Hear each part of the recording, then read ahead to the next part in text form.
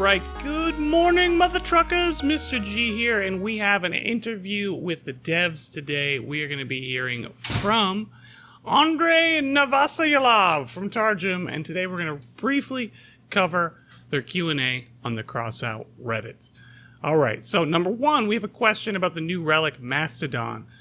Is the team considering changes on how the gun works? The charge period is a real bummer. Totally agree, dude. Andre says, perhaps we will reduce charging time or firing speed of the second shot. Okay, so hopefully they're going to see if it sucks or not, and then they're going to go ahead and change that and dial it in. This guy asked if they're going to make a tiny cab like the Duster. I've been wanting a legendary or an epic tiny cab for forever. Unfortunately, Andre says no. I really do want a tiny cab, Tarjan. If you could get that done, that would be awesome. Okay, we have a whole bunch of different questions here, so we're going to do these one at a time. Any plans to introduce different power score leagues to Clan Wars? Andre says, so far we're not planning on doing that. Number 2, more maps in Clan Wars. Rotation could be changed. Okay, maybe. Number 3, is there a way other than Clan Wars to earn uranium? He says not planned for the near future, only going to be in Clan Wars. Some more realistic modules like a smoke launcher or deployable tank traps or a decoy drone that drives randomly on your control to confuse radar. Number 4, smokescreen is planned, but we encountered some FPS issues. Yeah, I imagine they did. And then he answers number 5 as well, which is armor pieces with special properties like fire resistance or electrical resistance. There are ideas of reworking structural parts so that bonuses from a combination of different types of parts appear, but individual parts most likely won't have any resists. I've been saying that each faction armor should have a certain resistance. For example, Nomad's machine guns, Steppenwolf, I don't know, energy weapons, or not, that would be Dawn's Children, but tie the resistance to the faction.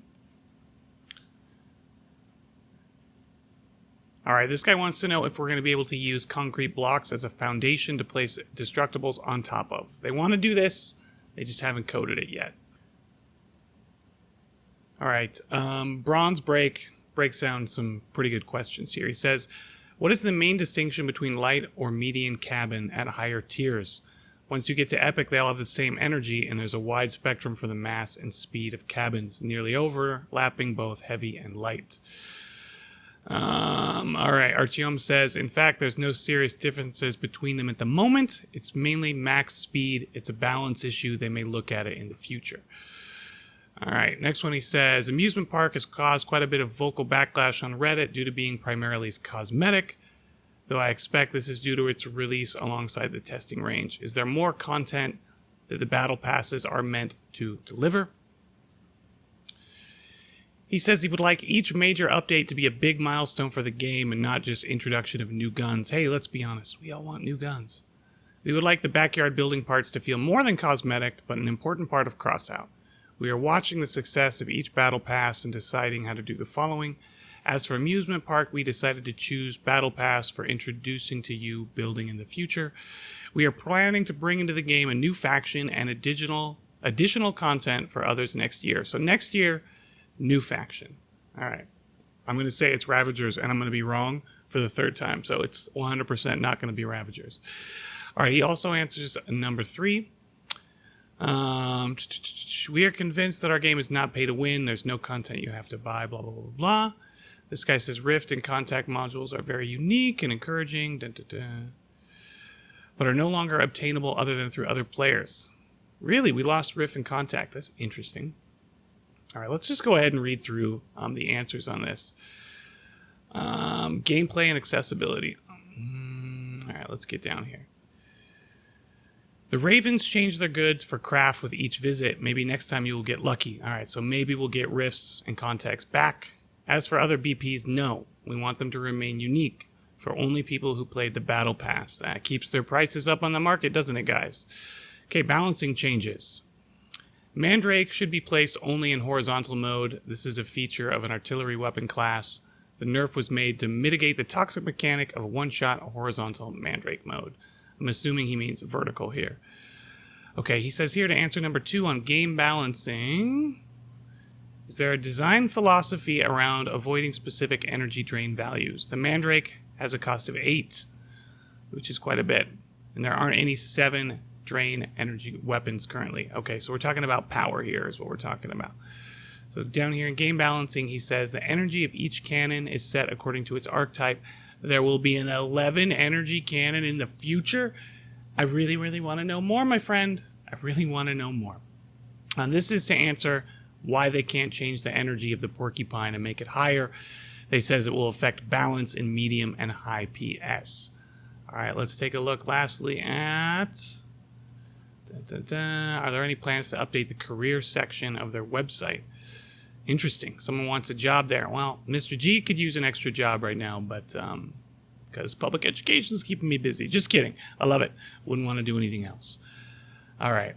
Now, the raid automatically adjusts difficulty due to number of players. Saying if you want to post on the forums, you can DM him. They're going to work on control remapping. What else about gameplay and accessibility are we talking about? Oh, I wish we could save a co-driver with a build. That's awesome. And yeah, we definitely need to work on reverse mode. Visible countdown timer.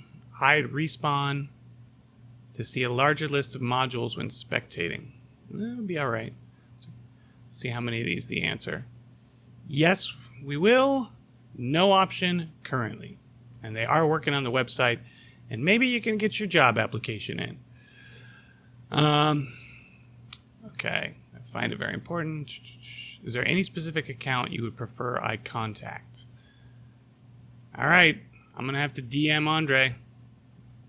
Let him know all Mr. G's thoughts.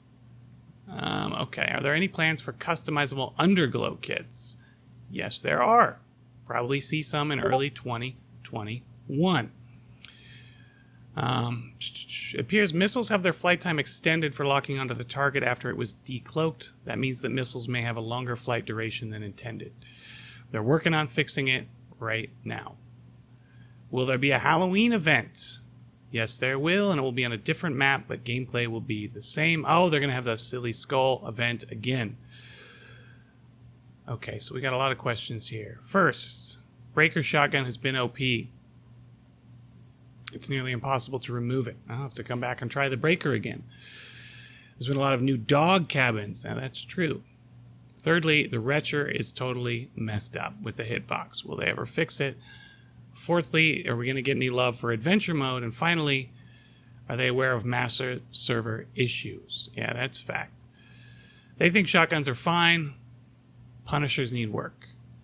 They're going to work on improving the heavy chassis. I could, because the heavy cabs aren't that great right now. And they're trying to fix the net stuff.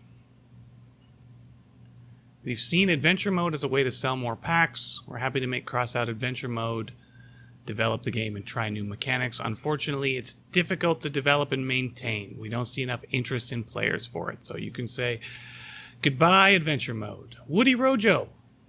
He's working on the connection stuff. Woody, I want to interview you, buddy. You're going to have to hit me back.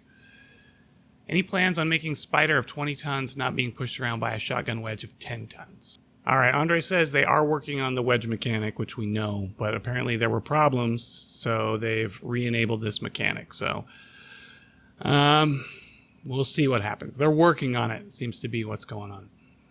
Making relics more accessible to new players. Well, they're going to tell you right now that the value of relics is for people that work really hard. Not going to take that away. All right, let's see. Something, all right, will there be a module similar to one that can protect you from large caliber projectiles? They say, hey, look at the Barrier 9. This is absolutely true.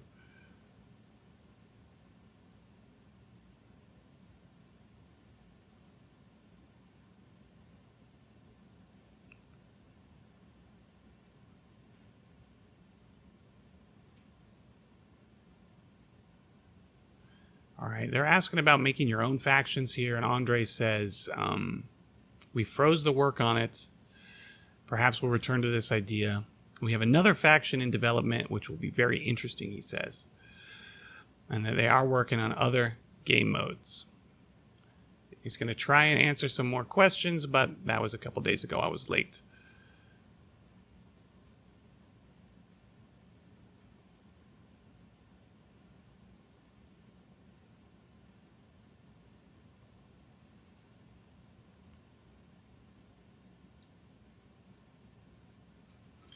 All right, guys, I can't talk today, guys. It's been a long day. You ever have days like that? Those are the most interesting things on the Reddits, with the AMA, with the devs. Really interested about the new faction, and I'm interested in this 11 energy cannon coming down the pipe. As always, like and subscribe for all things Crossout. Stay safe out there. I'm going to catch you on the next one. Mr. G out.